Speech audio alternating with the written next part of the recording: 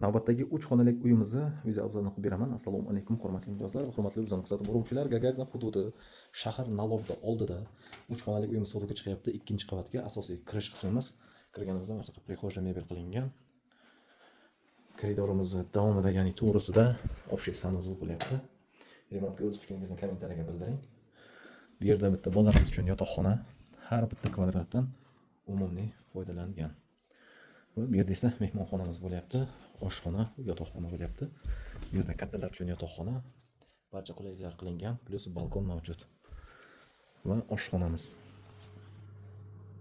Oshxonamiz ham chiroylikkina. Bu yerda mehmonxonamiz bo'lyapti, bu yerda ham barcha qulayliklar qilingan. 3 xonalik, ikkinchi qavatda 60 metr kvadrat.